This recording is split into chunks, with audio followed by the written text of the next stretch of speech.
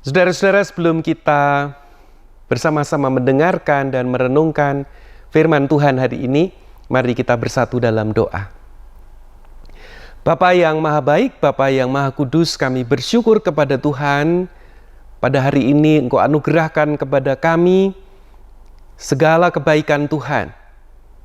Segala berkat-Mu boleh kami terima, bahkan kami hidupi dalam seluruh nafas kehidupan kami. Bahkan kami bersyukur bersama dengan seluruh ruang lingkup Gereja Kristen Indonesia. Hari ini kami juga boleh menghayati usia perjalanan penyatuan GKI yang ke-35. Terima kasih Tuhan. Kalau pada saat ini kami bersama-sama mendengarkan sabda Tuhan, kami juga mau merenungkannya, biarlah Allah yang juga boleh berbicara kepada setiap kami. Jadikanlah anak-anak-Mu yang setia, jadikanlah setiap kami murid-Mu yang terus mau belajar berproses dalam kehidupan. Dan yang terutama ajarkan kami untuk bukan hanya menjadi pendengar saja, tetapi juga pelaku-pelaku firman dalam seluruh kehidupan kami. Terima kasih Tuhan. Di dalam satu nama Tuhan Yesus Kristus kami berdoa. Amin. Bacaan pertama dari kitab Yesaya, pasal 56 ayat 1 sampai 6.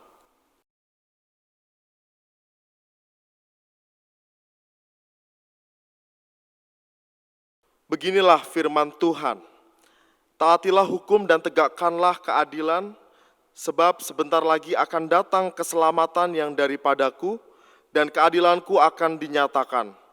Berbahagialah orang yang melakukannya, dan anak manusia yang berpegang kepadanya, yang memelihara hari Sabat dan tidak menajiskannya, dan yang menahan diri dari setiap perbuatan jahat. Janganlah orang asing yang menggabungkan diri kepada Tuhan berkata, sudah tentu Tuhan hendak memisahkan aku daripada umat-Nya. Dan janganlah orang kebiri berkata, sesungguhnya aku ini pohon yang kering. Sebab beginilah firman Tuhan, kepada orang-orang kebiri yang memelihara hari-hari Sabatku dan yang memilih apa yang ku kehendaki dan yang berpegang kepada perjanjianku, kepada mereka akan kuberikan dalam rumahku dan di lingkungan tembok-tembok kediamanku suatu tanda peringatan dan nama. Itu lebih baik daripada anak-anak lelaki dan perempuan. Suatu nama abadi yang tidak akan lenyap akan kuberikan kepada mereka. Dan orang-orang asing yang menggabungkan diri kepada Tuhan untuk melayani Dia, untuk mengasihi nama Tuhan, dan untuk menjadi hamba-hambanya, semuanya yang memelihara hari Sabat dan tidak menajiskannya, dan yang berpegang kepada perjanjianku. Demikianlah sabda Tuhan. Syukur kepada Allah.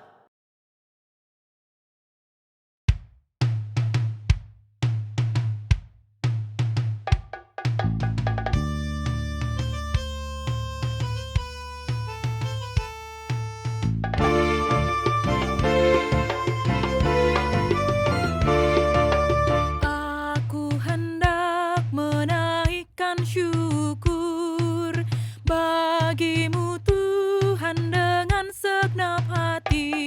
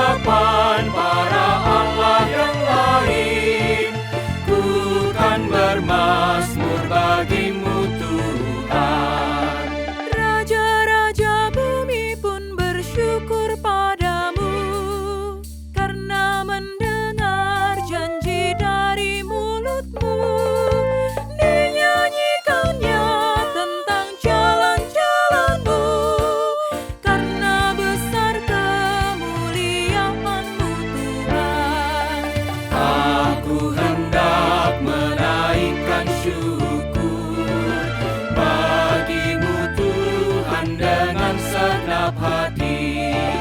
Di hadapan para Allah yang lain, ku kan bermazmur bagimu Tuhan. Walau Tuhan itu sungguh tinggi mulia, namun Ia tetap mau melihat yang hina.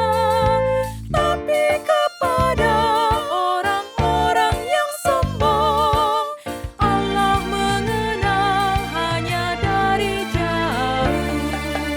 Aku hendak menaikkan syukur bagimu Tuhan dengan segenap hati. Di hadapan para Allah yang lain, ku kan bermazmur bagimu Tuhan. Saat ku berada di dalam kesesakan, Engkau mempertahankan hidupku tetap. Dari musuhku Kau bebaskan diriku, tangan kananmu menyelamatkan aku. Aku hendak menaikkan syukur bagimu Tuhan dengan segenap hati.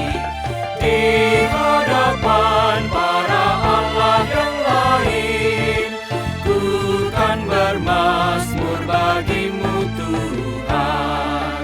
Tuhan akan menyelesaikannya bagiku, kasih setiamu untuk selama-lamanya. Janganlah Tuhan Kau tinggalkan karyamu, jangan tinggalkan perbuatan tanganmu. Aku hendak menaikkan syukur bagimu Tuhan dengan segenap hati. Di hadapan para Allah yang lain, ku kan bermazmur bagimu Tuhan. Bacaan kedua dari surat Roma pasal 12 ayat 1 sampai 8.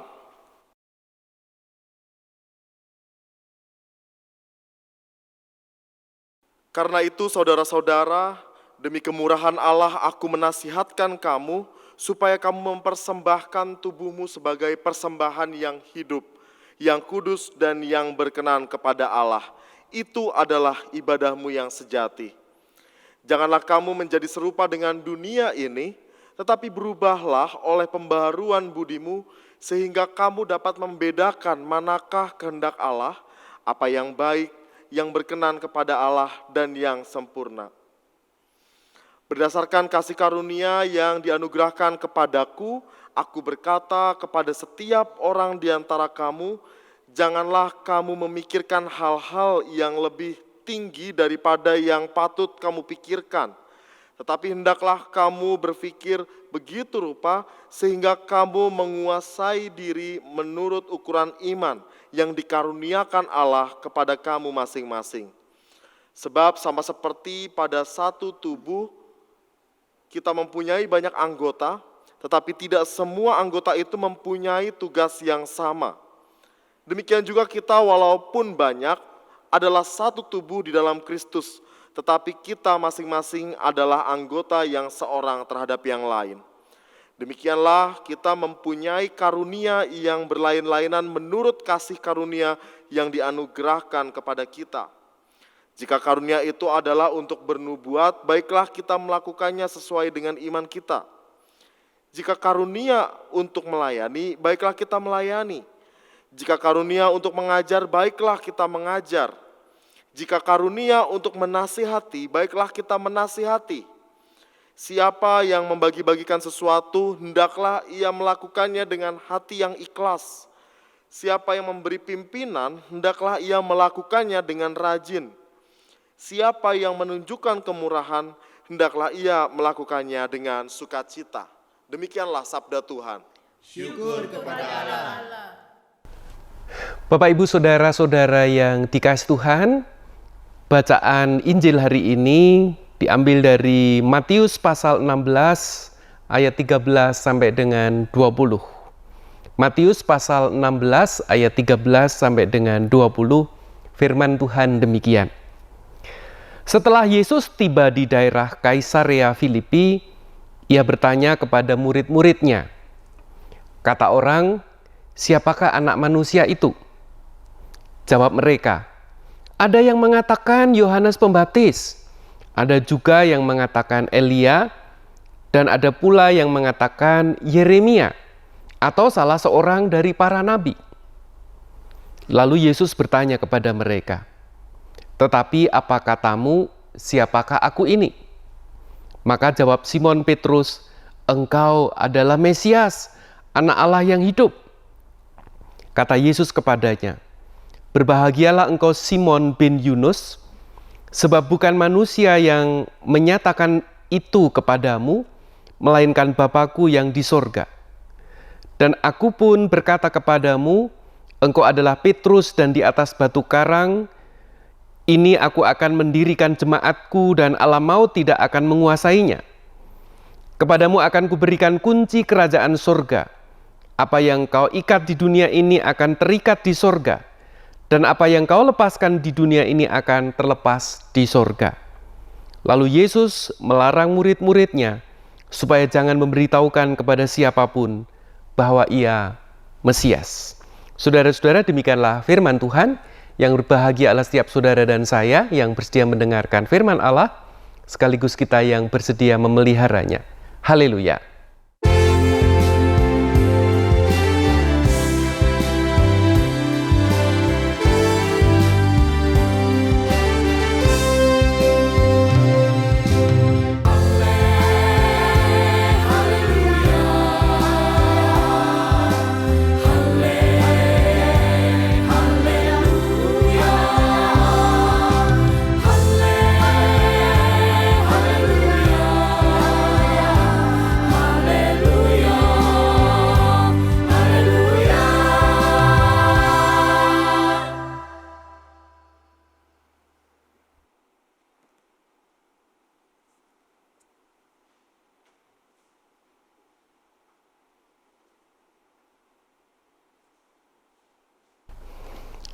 Bapak Ibu Saudaraku yang dikasihi Tuhan, hari ini Gereja Kristen Indonesia memasuki usia penyatuan yang ke-35 atau 35 tahun.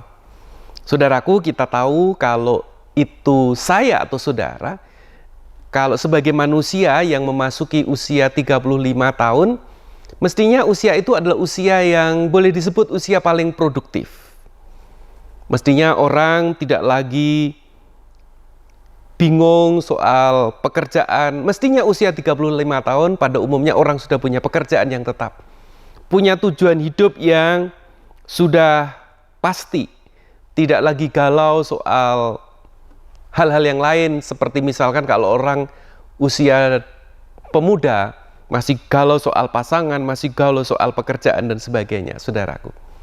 Nah, Bapak Ibu, dalam konteks GKI pertanyaannya, apakah dalam usia yang ke-35 tahun ini, dalam penyatuan yang sudah 35 tahun ini, Gereja Kristen Indonesia juga sudah menjadi gereja yang sungguh-sungguh produktif, gereja yang efisien, gereja yang efektif, atau mungkin istilahnya sudah menjadi gereja yang relevan dan sungguh-sungguh berdampak. Inilah perenungan yang tentu akan menjadi refleksi kita bersama, saudaraku.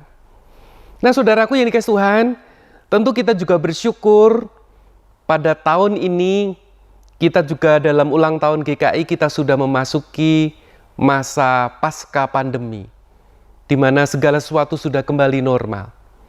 Dan kita boleh mengenang sejenak, saudara-saudara, betapa persoalan yang kita hadapi ketika kita menjalani masa pandemi. Betapa kita juga mengalami berbagai kesulitan. Saya ingin mengenang sejenak sebuah gereja yang bernama Victory Church yang berada di Oklahoma. Sama seperti kita, saudara-saudara, pada masa pandemi mengalami kesulitan, demikian juga gereja ini. Tetapi saudara-saudara, saya mengangkat cerita gereja ini ketika masa pandemi, saudara-saudara. Ada banyak orang yang memang kesulitan makanan, maka gereja dalam keterbatasannya memutuskan untuk menyalurkan bantuan kepada jemaat, bahkan kepada orang lain. Dan ketika kemudian gerakan itu dilakukan, saudara-saudara, awalnya memang ada puluhan mobil yang kalau istilahnya melakukan drive-thru ke gereja, mengambil bahan-bahan makanan. Tetapi yang dilakukan gereja ini terdengar ke banyak orang, maka kemudian bukannya puluhan, kemudian menjadi ratusan, saudara-saudara. Menjadi ribuan orang mengantri dengan mobilnya untuk mendapatkan bahan makanan. Lalu kemudian gereja dari mana uangnya? Apakah gereja ini gereja yang kaya? Tentu juga tidak, saudara-saudara. Gereja juga punya keterbatasan. Apa yang dikerjakan gereja ini ternyata juga boleh didengar dan juga boleh diperhatikan banyak orang, sehingga orang-orang yang punya hati memberi ikut ambil bagian untuk mendukung gerakan gereja ini untuk memberi makan banyak orang. Nah, ibu bapak yang diberkati Tuhan, tentu ada banyak kisah yang memang tidak diekspos atau tidak diketahui, tetapi kisah-kisah seperti ini menjadi kisah yang menginspirasi, menjadi kisah yang juga menggerakkan saudara dan saya sebagai gereja apa yang mestinya harus dilakukan. Nah, Bapak Ibu Saudaraku, dalam bacaan Injil hari ini, Yesus memulai dengan sebuah pertanyaan yang ditujukan kepada murid-muridnya. Siapakah anak manusia itu?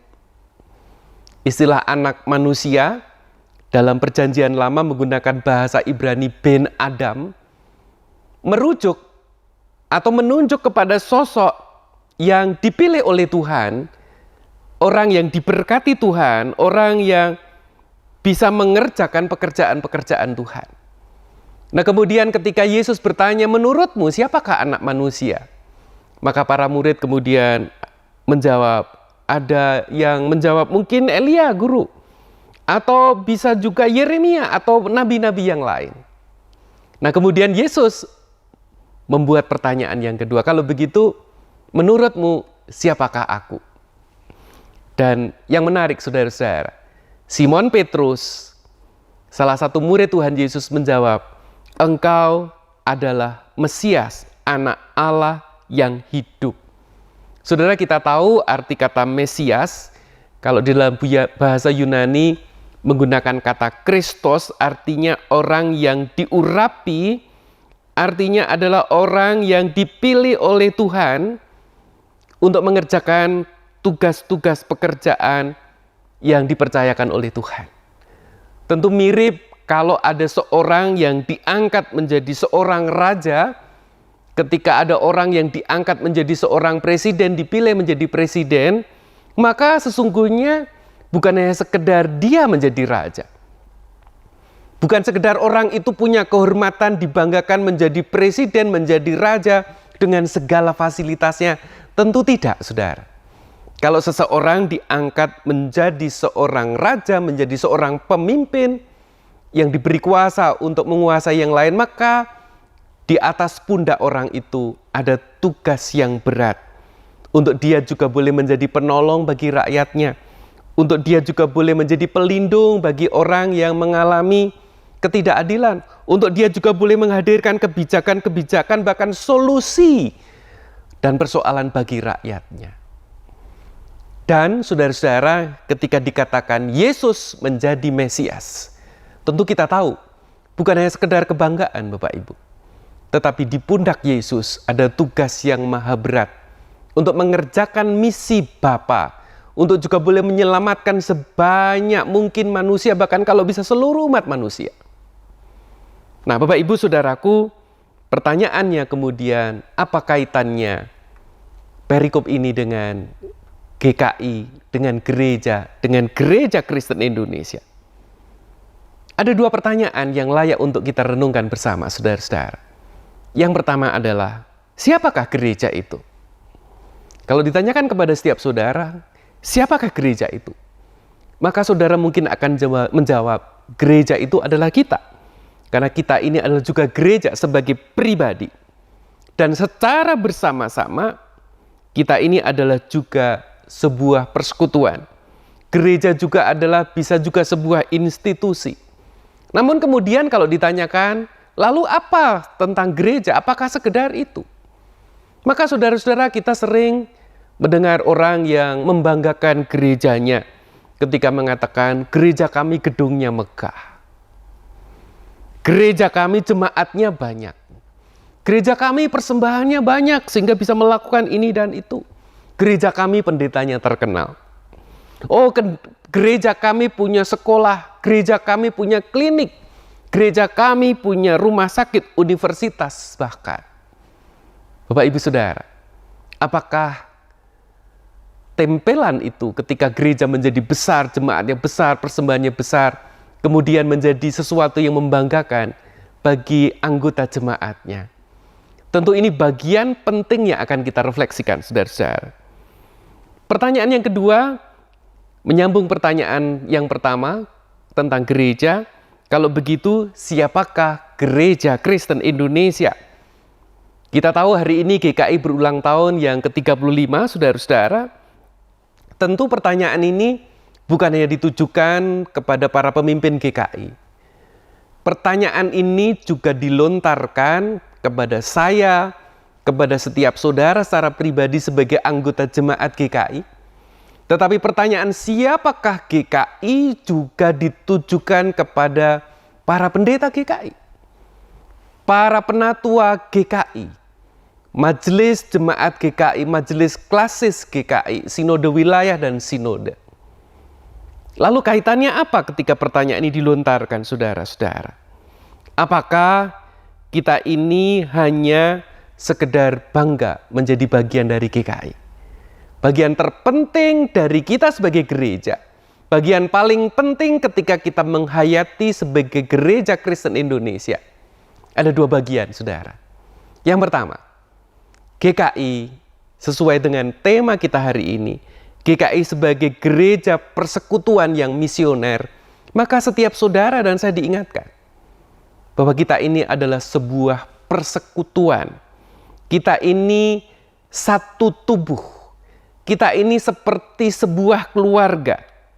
Nah, Bapak Ibu, kalau kita ingatkan kepada kita bahwa gereja kita ini sebuah persekutuan, maka ada bagian penting Bapak Ibu untuk kita menghayati. Kita tidak boleh hanya sekedar bangga. Kita tidak boleh hanya sekedar memikirkan diri kita. Gereja Kristen Indonesia yang hari ini terdiri dari 230 jemaat. Dan di dalamnya ada berbagai macam klasis dan juga 3 sinode wilayah. Kita ini adalah satu, saudara-saudara. Kita ini sedang berjalan bersama. Memang ketika kita sedang berjalan bersama ada perbedaan-perbedaan yang kadang menjadi ganjalan untuk kita menghayati persatuan itu. Tetapi kita bersyukur, saudara-saudara, dalam persatuan itu, dalam persekutuan ini kita berkomitmen untuk terus menjaga kebersamaan itu, untuk menjaga persekutuan itu. Mari saudara, kita hidupi persekutuan ini dengan mengingat saudara-saudara kita yang mungkin butuh uluran tangan kita. Kalau kita sebagai sebuah jemaat, saudara-saudara, kita tidak boleh hanya memikirkan jemaat kita sendiri. Di antara 230 jemaat itu ada beberapa jemaat yang butuh uluran tangan kita. Di antara tubuh-tubuh GKI dalam ruang lingkup yang lebih sempit, saudara-saudara, ada banyak bagian yang harus kita tolong satu dengan yang lain. Dan hanya dengan begitu, saudara-saudara, persekutuan kita ini boleh menjadi persekutuan yang hidup. Ini bukan sekedar bahwa kita menghayati sebagai GKI, tetapi inilah yang harus sungguh-sungguh kita hidupi sebagai persekutuan milik Tuhan Yesus Kristus. Yang berikutnya, Bapak Ibu Saudaraku ini kasih Tuhan, kalau kita dikatakan sebuah gereja dalam wadah Gereja Kristen Indonesia, kita diingatkan bahwa kita ini adalah persekutuan yang misioner. Saudara, kalau dikatakan misioner, maka saudara, kita punya misi yang sama. misi gereja kita adalah menghadirkan damai sejahtera Tuhan, menghadirkan pekerjaan-pekerjaan Tuhan. Kalau kita sebagai gereja, saudara-saudara, kita tidak boleh hanya bangga kita punya ini dan itu. Tetapi yang paling penting kalau kita menghayati sebagai sebuah gereja Kristen Indonesia yang misioner, sudahkah kita saat ini sungguh-sungguh menghidupi pekerjaan-pekerjaan Tuhan yang harus dikerjakan? Atau jangan-jangan kita sekedar bangga menjadi GKI? Ini pertanyaan yang harus kita hidupi, saudara-saudara. Dalam suasana pandemi yang lalu, saudara-saudara, seorang teman pendeta menceritakan tentang salah satu anggota jemaatnya yang memiliki perusahaan. Saudara-saudara, karena satu dan lain hal, secara kebetulan perusahaan ini pabriknya mengalami kebakaran. Dan saudara-saudara, tentu tidak semua pabriknya itu merupakan modal sendiri, sebagian besar tentu kadangkala dan secara kebetulan perusahaan ini mengambil dana dari bank sebagai modal. Sehingga ketika pabrik itu terbakar, saudara-saudara, tentu semuanya habis. Dan bukan hanya habis, ada utang yang harus dibayar. Saudara-saudara, sekalipun ada asuransi itu tidak cukup untuk membayar hutang yang ada di bank. Tetapi rekan pendeta ini mengatakan jemaat ini adalah jemaat yang hebat. Dia berkomitmen dalam kesulitannya untuk terus mengembalikan uang yang menjadi tanggung jawabnya, sekalipun pabriknya sudah tidak lagi ada.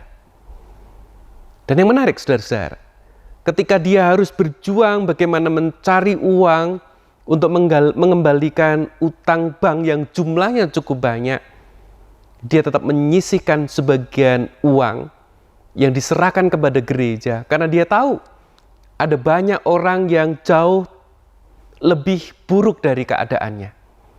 Dan saudara-saudara, persembahan dari jemaat tersebut menjadi berkat yang menolong banyak orang pada saat pandemi. Nah, saudaraku yang dikasihi Tuhan, itulah misi Tuhan. Bahwa kita tidak hanya boleh sekedar bangga menjadi orang Kristen. Kita tidak boleh bangga menjadi bagian GKI dengan segala keberadaan yang kita miliki sebagai GKI.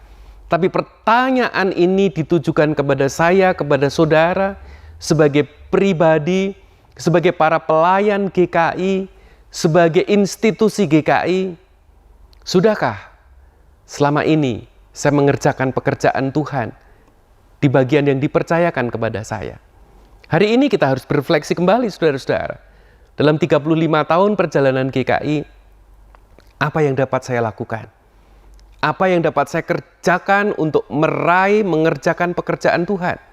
Apa yang saya dapat kerjakan sebagai gereja dalam lingkup jemaat, dalam lingkup klasis, dalam lingkup sinode wilayah maupun sinode, kita bisa mengerjakan pekerjaan-pekerjaan Tuhan untuk mengenalkan Kristus kepada banyak orang, untuk mengenalkan keselamatan kepada banyak orang. Dan saudara-saudara, dalam rangka itu memang ada banyak bagian yang tentu kita harus gumulkan, perjuangkan, dan lakukan. Dalam ulang tahun Gereja Kristen Indonesia yang ke-35 ini, saudara-saudara, kita bersyukur dalam proses yang panjang GKI juga melakukan amandemen tata gereja. Dan hari ini tata gereja ini akan diberlakukan di seluruh ruang lingkup GKI. Kita bersyukur untuk setiap orang yang sudah bekerja keras, komisi tata gereja, yang menghabiskan waktu berjam-jam, berhari-hari, saudara-saudara, bahkan berbulan, bahkan bertahun untuk menggumuli bersama rumusan-rumusan ini. Kita tidak ingin menjadi gereja yang sangat terstruktur, tidak. Tetapi tata gereja ini, tata laksana ini, untuk menolong kita, untuk memandu perjalanan kita, supaya kita semakin baik. Saudaraku, ingat, kita sebagai gereja, kita adalah sebuah persekutuan. Kita tidak boleh hanya mementingkan diri sendiri, tetapi dalam pergumulan saudara dan saya, mari kita ingat saudara kita yang lain.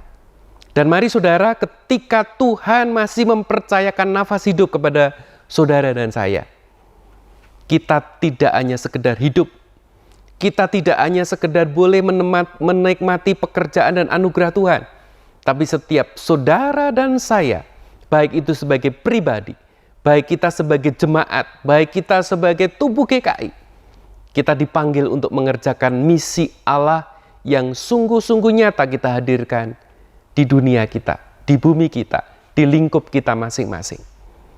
Biarlah pertanyaan Tuhan Yesus, siapakah anak manusia? Siapakah aku? Biarlah pertanyaan yang tadi kita loncarkan, siapakah gereja? Siapakah GKI? Itu menjadi pertanyaan yang terus menggaung di dalam telinga, di dalam hati dan pikiran kita. Untuk menggerakkan kita, apa yang harus saya kerjakan hari ini dan seterusnya ketika kesempatan itu masih diberikan kepada saudara dan saya. Selamat ulang tahun GKI yang ke-35. Selamat diberkati bagi setiap jemaat, bagian terpenting dari Gereja Kristen Indonesia. Tuhan memperlengkapi, Tuhan menolong, dan Tuhan akan terus memberkati setiap saudara dan saya. Amin. Kita boleh masuk saat hening sejenak, saudara.